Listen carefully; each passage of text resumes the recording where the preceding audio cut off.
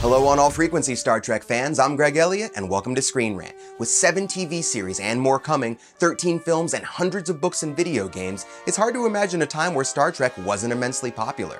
But the original series barely made it past its second season, and season 3 really almost was the final frontier for Star Trek as we know it. So let's talk about why Star Trek the original series was cancelled after season 3.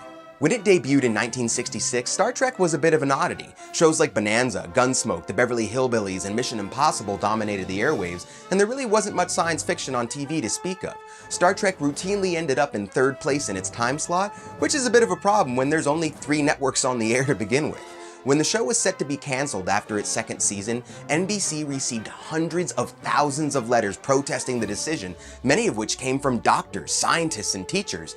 And maybe deciding that the needs of the many outweighed the needs of the few, the network decided to bring the show back for a third season, moving it from Fridays to the more desirable Monday nighttime slot.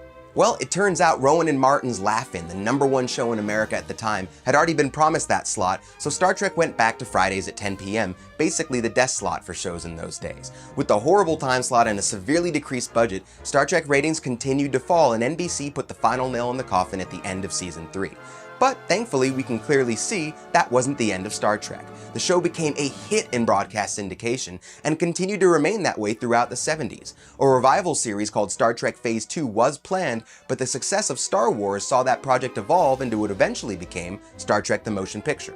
Star Trek The Next Generation debuted in 1987 and ran for 7 seasons this time around, and cemented Star Trek in modern pop culture, with new films and series still being made to this day.